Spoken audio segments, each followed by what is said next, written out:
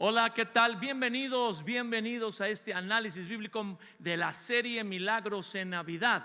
Y bueno, comentando que tienes tiempo de mandar el enlace a cualquier persona, un amigo tuyo, alguien que sabes que debe ver esta reflexión, este debate bíblico que desmenuzamos algunos pasajes de la Biblia, en esta ocasión con el tema de lo milagroso que es que Dios haya intervenido en la vida del ser humano, con las dos grandes personalidades muy amados. ¿Quién vota por el pastor Ofir? Ofir en este lado nos visita y nos acompaña en este análisis. Y acá de casa el doctor Anaya. ¿Quién vota por él? Su esposa está gritando, yo sé, y sus hijas también, ¿no? Luego la gente tiene sus favoritos, ¿verdad? Y la gente escribe, dice, inviten más a fulano y a perengano. Bueno, pues No, pero Ofir es el crack de cracks. Ofir es el muy amado, ¿verdad? Exactamente. El análisis pasado, si usted no estuvo con nosotros, terminamos hablando sobre un poco de el contexto profético y lo que es realmente el significado de que Dios se haya hecho hombre y haya intervenido aquí en la tierra. En el primer acontecimiento que Él viene es en forma de hombre, su nacimiento. Y habíamos hablado de Gálatas 4:4, si usted lo recuerda, solo para mencionárselos, que dice que en el cumplimiento de los tiempos, Gálatas 4:4 dice: cuando vino el cumplimiento del tiempo, Dios envió a su Hijo, nacido de mujer y nacido bajo la ley.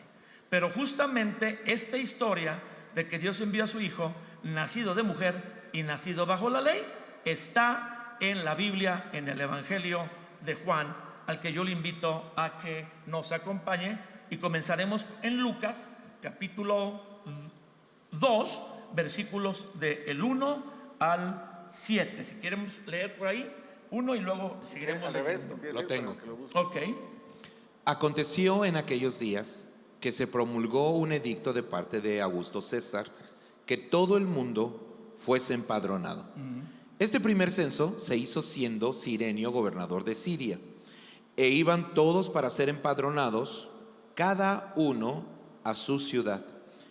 Y José subió de Galilea, de la ciudad de Nazaret a Judea, a la ciudad de David, que se llama Belén, por cuanto era de la casa y familia de David, para ser empadronado con María, su mujer, desposada con él, la cual estaba encinta. Y aconteció que estando ellos allí, se cumplieron los días de su alumbramiento, y dio a luz a su hijo primogénito, y lo envolvió en pañales y lo acostó en un pesebre, porque no había lugar para ellos en el mesón. Tremendo pasaje de la Biblia, conocidísimo por la gente hasta que no lee la Biblia, por las famosas pastorelas, que en las escuelas, que en la cuadra, que de diferente manera la gente está identificada con este pasaje de José y María en un burrito, ¿va? Embarazada, panzoncita, caminando a Belén para ser empadronados. Pues adelante.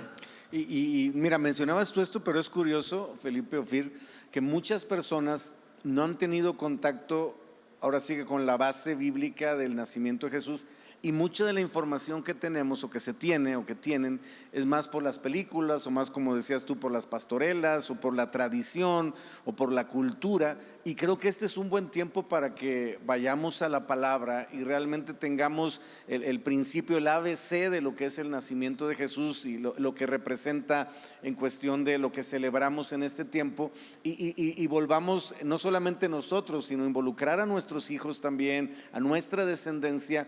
A lo mejor a nosotros no nos tocó empezar desde el aspecto de origen de la palabra y lo empezamos más por la tradición, pero qué bendición que nuestra familia sí pueda tener acceso directo a decir, ok, esta es la historia, te voy a enseñar. La información sea la de la Biblia, sí. Y cuando ven una película o una historia, pues saben que está sacada de la Biblia, pero no es la verdad, porque hay gente que defiende más una película que la Biblia. Yo conozco personas que dicen, bueno, es que Jesús empezó a hacer milagros cuando era niño y hacía pajaritos con barro y le soplaba y volaban y todo eso, y literalmente la gente piensa que eso sucedió y que está en la Biblia, ¿no? Entonces creo que es muy importante, sobre todo en este tiempo, que aprovechemos para ir a la palabra y análisis como el que estamos teniendo, tenerlo también en casa, a lo mejor, no sé, días previos a la Navidad, sentarnos como familia y estar leyendo estos pasajes e ir empapando a nuestros hijos, a nuestra familia, sobre todo a las personas que están comenzando a conocer de Jesús, con lo que la Biblia dice sobre el nacimiento de Jesús, y quitarnos un poquito quizás toda esa paja que durante mucho tiempo hemos tenido sobre este tema. Creo que en consecuencia o en complemento de lo que dice Sergio, que me parece vital, si no el resto de la historia va a perder sentido, le encargan a Lucas, como dice el capítulo 1, obviamente, que ponga en orden la historia. Y le dice, pone en orden la historia. Y eso significa dos cosas. Primero, solo aquellos, porque le dice, pone en orden la historia basándote en los que lo vieron con sus ojos. Y que lo contaron porque lo vieron. En otras palabras, la gente que puede ayudarte a poner tu historia en orden son aquellos que han visto en carne propia el poder transformador de Jesucristo. Básicamente eso es lo que le están diciendo a Lucas, o la orden de Dios a Lucas. Pone en orden la historia, pero solo básate en aquellos que lo vieron, Que lo atestiguaron personalmente. que lo vivieron. Y por eso cualquiera puede hablar del nacimiento de Jesús, pero eso no necesariamente hace a esas personas, o le da a esas personas la capacidad de ayudar para afectar un cambio positivo, un cambio trascendental en la historia de los demás. Podemos inclusive ver una historia, una película de Jesús en un cine, y eso no cambiará absolutamente a ninguna persona que haya ido a la sala de cine a ver la historia. Porque a Lucas le dijeron, las personas que sirven para poner la historia en orden, porque básicamente Lucas es un médico que estudia, y es un analítico. es un hombre inteligente, pero aún siendo tan inteligente, le dijeron a Lucas, la fuente y la base de lo que tú vas a escribir son personas con experiencias reales en carne propia. Así que eso pone a la iglesia en un papel poderosísimo, porque si una persona con una experiencia real, alguien que puede decir, yo lo he visto en mi vida, en mi matrimonio, en mis hijos, en mi casa, en mi situación, en mi condición, en mi historia, he visto cómo Dios reordenó mi historia para darle sentido espiritual a Lucas 1:1. Sí, claro. Entonces, la iglesia de Cristo se convierte en un factor poderosísimo, que no es un asunto de presunción, es un asunto de realidad. Fue Dios quien le dijo, básate en personas con experiencias en carne propia. Y es curiosamente la forma que obviamente le da una autoridad tremenda, por ejemplo, las cartas de Juan, porque así empieza Juan. Lo que hemos visto, lo que hemos oído, lo que hemos palpado con nuestras manos, tocante al verbo de vida, eso es lo que les anunciamos. Entonces, la autoridad de haber vivido esa relación de 3 años de varios de los apóstoles, bueno, los apóstoles con Jesús, les dio la autoridad de poder escribir con cabalidad, obviamente con guianza del Espíritu Santo, algo que tiene un respaldo de Dios porque nadie se los contó, lo vivieron y lo pudieron plasmar obviamente en lo que hoy es la historia de la palabra. Lo que Ofir está diciendo, está citando, está parafraseando literalmente Lucas 1, donde dice el verso 1, puesto que ya muchos han tratado de poner en orden la historia de las cosas que entre nosotros han sido ciertísimas, tal como nos la enseñaron los que desde el principio lo vieron con sus ojos y fueron ministros de la palabra, me ha parecido también a mí, después de haber investigado con diligencia todas las cosas desde su origen, escribirlas. Y esto da un peso histórico a un Jesús real, porque luego la gente también quiere pensar que es una invención más de Marvel. O sea, es un personaje religioso de los Avengers o de Marvel que son ficticios, pero esta historia no es ficticia. O sea, descalificar a Jesús no se puede tan fácil como cualquier otra invención o un personaje ficticio, porque hay evidencia histórica, porque el que escribe aquí dice, investigué y le pregunté, como tú nos decías ahorita, Ofir, a los que lo presenciaron. Y eso hace el nacimiento de Jesús.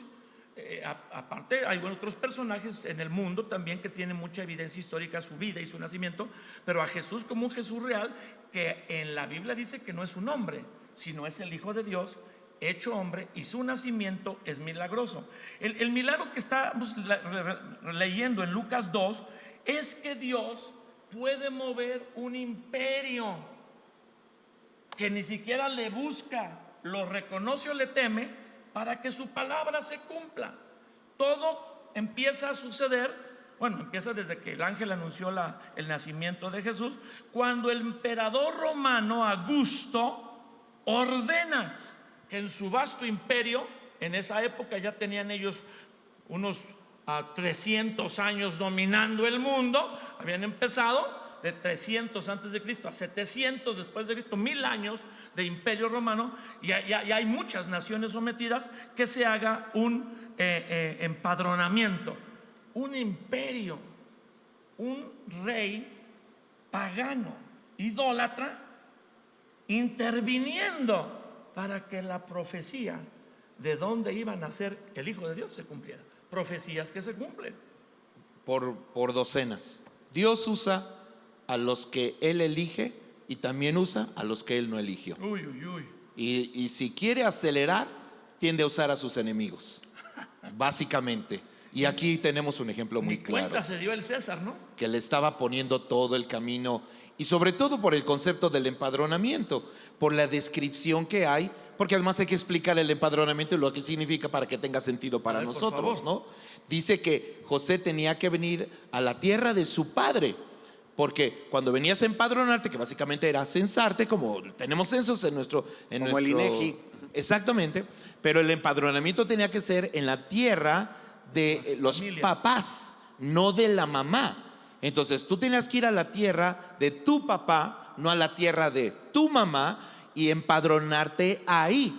Ese era vital. Entonces Jesús es empadronado en la tierra de su padre, para que al momento de cumplimientos proféticos, como las fiestas, aquella fiesta que pasaba cada 50 años, por ejemplo, el jubileo, en el que la gente regresaba a la tierra de sus padres, es básicamente una lámpara que alumbra de manera preciosa esto.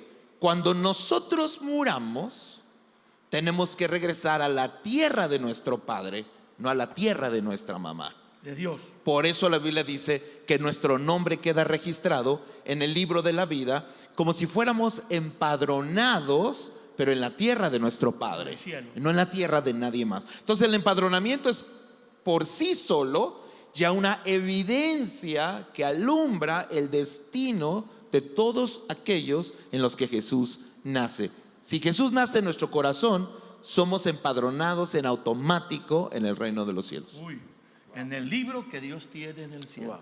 Y también al ir a Belén, había forma de registrar la ascendencia, que se mantuviera el registro de la ascendencia, de quién, de qué familia, de qué padre antepasado vienes, hasta de qué tribu, porque nos decías en la sesión pasada que era impresionante en las profecías hacia Abraham, Isaac y Jacob, que Dios determinó de qué tribu de las 12 de los hijos de Jacob iban a ser.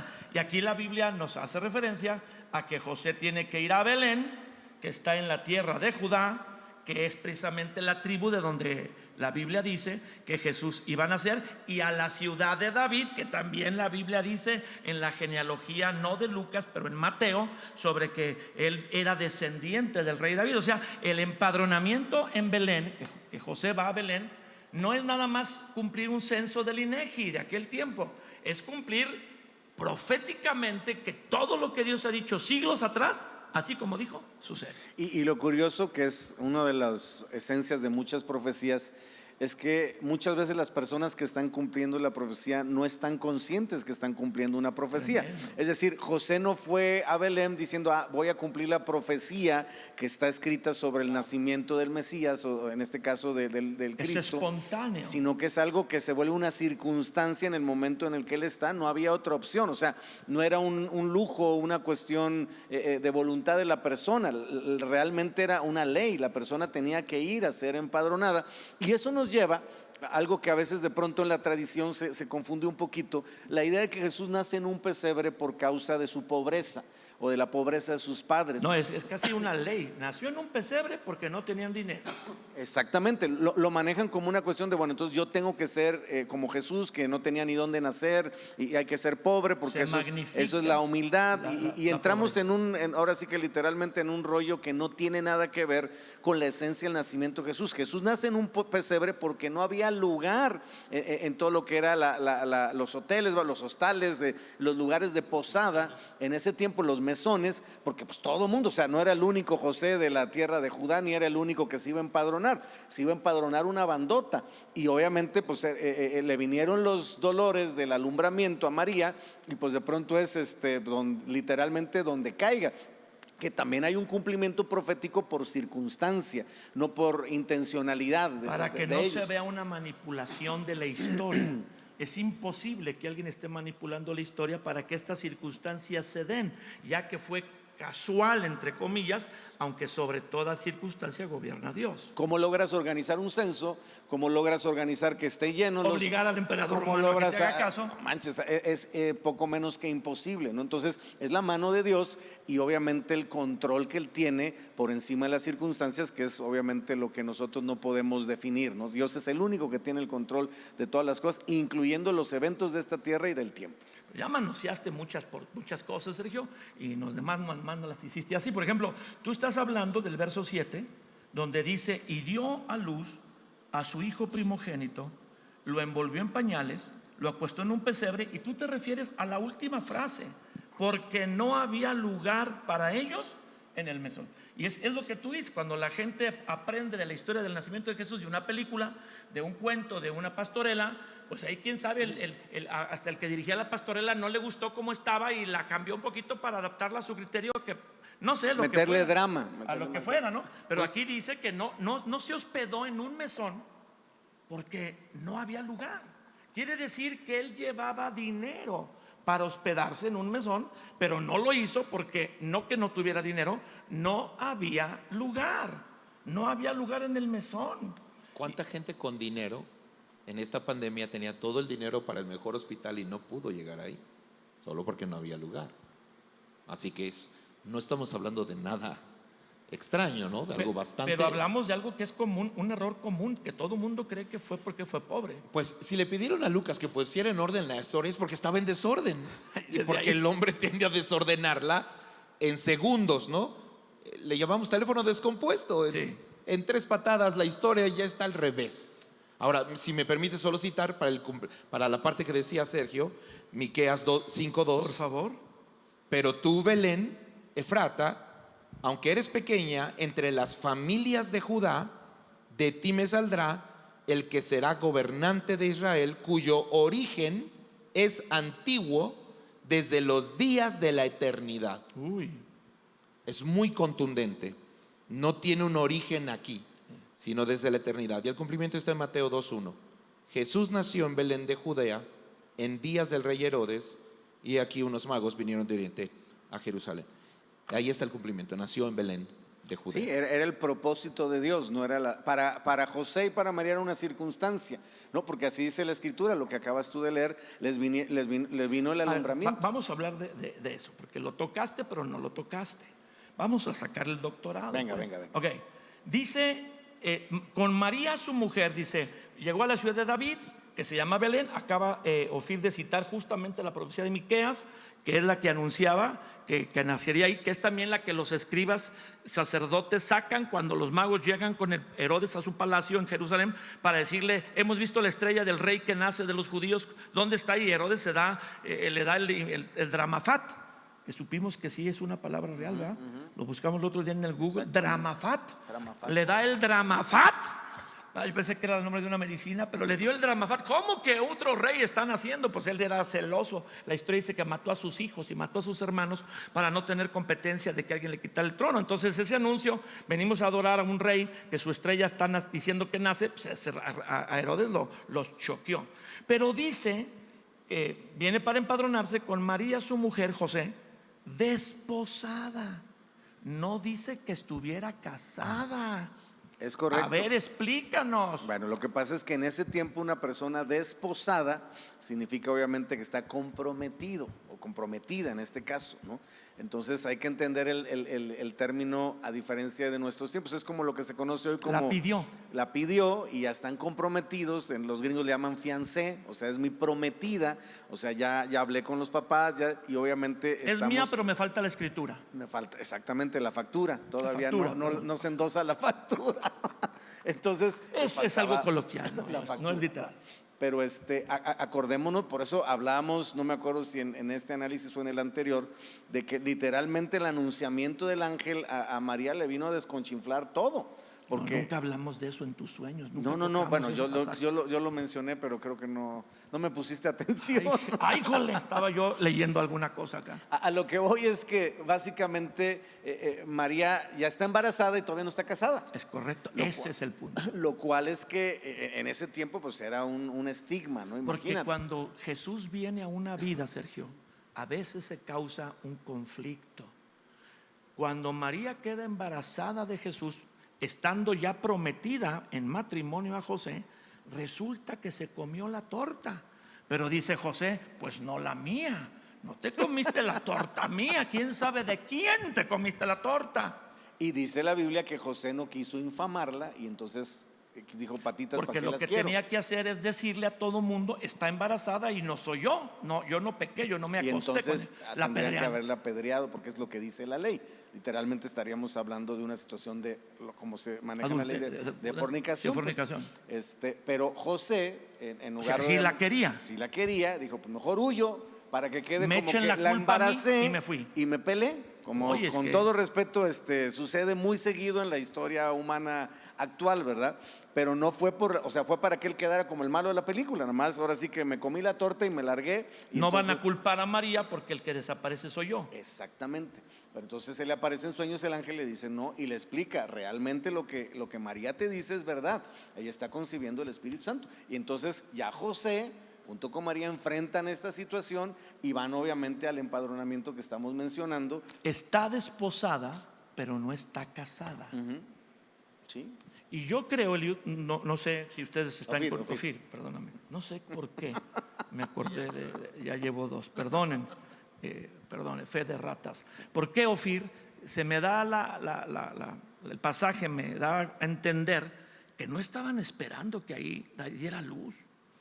Dice la escritura, y aconteció que estando en esa cosa burocrática, cénsate, no hay lugar donde y espérate, que le vienen los dolores.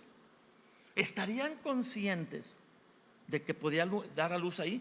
José y María querían que naciera ahí por el pasaje, no, da a entender que no, que le vinieron, tú decías casualmente. Sí, yo les voy a poner un ejemplo, así como Ofir nos puso el del semáforo, ahora sí que personal. ¿Dónde nació mi esposa? ¿En Mérida dices? No. Ella dice que nació en la Ciudad de México. No es verdad. Mi esposa nació en Puebla. Mi esposa es poblana. Pero ahí te va. Ese fin de semana, mi esposa, mis suegros vivían en la Ciudad de México. Ese fin de semana se fueron de fin de semana de paseo a la ciudad de Puebla. Se comió mi suegro un elote. No sé qué efecto le hizo el bendito elote. El chile, Pero que le pica. vinieron los dolores y nació mi esposa. No les dio Ellos tiempo ya de llegar a tenían México. nada. Tenía preparado todo el hospital en México, tenía preparado todo, doctor, todo lo que te puedas imaginar, estaba todo listo. Pues tuvo que nacer en un hospital que sabrá Dios de dónde lo consiguieron, de emergencia, porque a mi suegra le vinieron los dolores y córrele que te… Ahorita viene el niño y ahorita Entonces, si tú le preguntas a mi esposa, ella dice que nació en la Ciudad de México, pero la realidad es que ella nació en la Ciudad de Puebla. ¿No? Pero fue de emergencia. Digo, no estoy comparando lo que vivió José y María, pero es un ejemplo que puede suceder. Tú no estás pensando que el nacimiento se dé en un lugar, estás preparado si para no otro. No la llevas. O sea, tú te imaginas llevar a Tere y que estás en la Ciudad de México, tienes los hospitales más buenos, tienes tu seguro de parto y de médico pagado y de repente vas a Chinconcuac. No vas a creer que allá va a dar a luz tu esposa. Creo que por naturaleza todos queremos que nuestra esposa dé a luz en el mejor lugar posible. En casa, con la familia, Sí. donde está la partera que conozco. Sin importar la condición que tengamos, buscamos la mejor condición, ¿no? Así que José no buscó intencionalmente el pesebre, eso es un hecho. Pero creo que la parte que creo que enriquece mucho la historia es que su nacimiento tenía que hacer en esas circunstancias, porque es como todo en la Escritura un eco de nuestra propia relación con Dios. Es correcto. María tiene a Jesús dentro de él, dentro de ella, pero todavía no ha venido la boda. Ay, Padre, qué bárbaro. Digo que es el maestro de maestros. Sí, por eso está aquí. Por eso está aquí. Entonces, La vi venir y Alúmbranos, alúmbranos. la iglesia tiene a Jesús dentro de él. Tenemos a Cristo dentro de nosotros, no ha llegado la boda. pero no ha llegado las bodas del Cordero. Padre. Entonces, esa figura, el momento en el que Cristo tiene que llegar, tiene que ser exactamente eso, porque es la figura de lo que va a ser su propia iglesia. La iglesia tiene a Cristo dentro antes de la boda. Por eso María tenía que tener a Jesús dentro antes de la boda. Ahora, Belén, Ofir nos acaba de sacar ahorita. Recupérate, Sergio. Sí, no, estoy Recupérate. acá. La ardillita está todo Sentí lo que que te da. ibas a ir de lado, te sostengo. La ardillita está todo lo que da. Y nos ha hecho mucho énfasis desde el análisis pasado en lo profético, él citó Miqueas. Pero una razón por la que Jesús nacería en Belén, que tampoco está controlada por José ni María, ni siquiera por el alumbramiento, que le vienen ahí los dolores y se dan los días de su alumbramiento, se cumplieron los días de su alumbramiento. Y tú decías lo de cuando nace Claudia, cuando viene el bebé, no, es que espérate a que lleguemos, no me puedo esperar porque el bebé viene y viene. Era en los alrededores de Belén, y eso vamos a pasar en la siguiente análisis. Yo creo que vamos a empezar a mencionar algo, pero tendremos que ver en el próximo análisis. En los alrededores de Belén, por Belén, si recordamos la historia de David, la historia de David y todos los salmos que hablan de dónde lo sacó Dios, dice: lo saqué de detrás de las ovejas, porque era el pastor de ovejas de su papá. Su papá tenía las ovejas y el hijo menor, por así decirlo, que era David en ese momento, las pastoreaba. Cuando toda la historia se da, que viene el profeta a ungir a un hijo de Isaí como futuro rey en lugar de Saúl, y se asocia siempre a David con las ovejas. Pero Belén se queda con esa imagen. Es en los alrededores de Belén, que está a 11 kilómetros de Jerusalén, 11 kilómetros de Jerusalén, a 3 horas a pie, donde se crían las ovejas, que son llevadas a la venta en el templo de Jerusalén para los sacrificios. Los adoradores, los judíos de todas las regiones, de las provincias, las ciudades de Israel, vendrían a Jerusalén. Algunos traerían sus ovejas desde su casa. Oye, pero qué lío, la ovejita cargándola, jalándola. Muchos llegarían con el dinero, la comprarían en el templo o ahí en el lugar donde Jesús volteó las mesas de los mercaderes, y esa ovejita la sacrificarían. Esas ovejas no se creaban ahí en Jerusalén, se creaban en Belén, en los alrededores. El siguiente pasaje que dice aquí después de este que leemos, anuncia a los pastores cuidando las ovejas alrededor de Belén. Y cuando no se encuentra lugar para María, básicamente en el mesón, el mesonero o alguien ahí, hay un sinfín de pastorelas identificando al mesonero y hasta platican, le ponen diálogo al mesonero, que si te lo doy, que no te lo. La Biblia no dice nada. Tal vez alguien le sugiere que se vaya al estacionamiento del hotel. En todos los hoteles hay un pequeño lugar donde se estacionan los coches, hay una caseta de vigilancia o lo que sea. Digo, los animales en un mesón estaban en el pesebre, que era el estacionamiento. Los animales servían para transportar las personas, camellos, caballos, burros. Ellos llegaron en un burrito. Entonces, ahí en el pesebre, en el lugar donde están en el establo, perdón, donde están los animales, le dan un lugar. Yo lo compararía hoy pues a ese cuarto de vigilante en un estacionamiento. No es un cuarto del hotel, no tiene la categoría de cuarto de huéspedes, pero es un lugar, porque la señora ya se ve en estado muy, es más, a lo mejor ahí le empezaron a pegar los dolores. Es interesante que se van al establo, y en el pesebre, que es donde comen los animales. El pesebre es el lugar donde los animales meten el hocico y comen. Ahí adaptan para poner al niño. ¿Por qué en un pesebre? Y otra vez, porque era pobre. Era pobre y lo envuelven en pañales y en un pesebre. No, es que ese niño que nacería es el Cordero de Dios, que estaría colgado en la cruz y quitaría los pecados del mundo. Nace en un establo, en un pesebre, porque su destino profético es ser el Cordero, no una oveja o un cordero de los que se sacrifican en los diferentes rituales, holocaustos que se dan en el templo por la gente que va ahí a adorar a Dios, sino Él es el cordero que representan todos los corderos que se han sacrificado, que se han criado en Belén y en donde sea para sacrificarlos en el templo. Él es el cordero y nace en un establo porque ahí se ponen las ovejas. Cuando se regresa de estar pastando, las meten a un establo, las meten a un redil y nace sobre un pesebre. Lo ponen en un pesebre porque ahí es donde comen los corderos. Regreso al punto. Yo pensé que ibas a decir, dale un aplauso al Señor. Un aplauso al Ni Señor. siquiera un aplauso. Estuvo bellísimo. Un aplauso. Estuvo bellísimo. Súper. Es que No le todavía llego lo a estoy Phil, pero ahí voy. masticando. No, estás al No, mismo no. nivel, increíble. Y regresamos al punto, Felipe Ofir. Para el hombre fue una circunstancia, para Dios fue un propósito. Porque todo eso que tú estás mencionando, que por cierto yo no lo había identificado así, no sé si Ofir sí, nos habla de un propósito de Dios por quién es Jesús y lo que Él representa, aunque en ese momento José, María y los que están alrededor pareciera una circunstancia, hasta una emergencia, no algo que Sí, se salió de control. sí. Les falló el cálculo, la planeación, la Sí. logística, como lo quieras llamar, pero Dios lo tenía todo preparado para cumplir parte del propósito del nacimiento de Jesús en esta tierra. Increíble.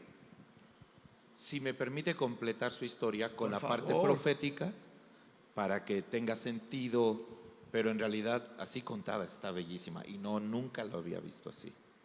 Esto es un buenazo.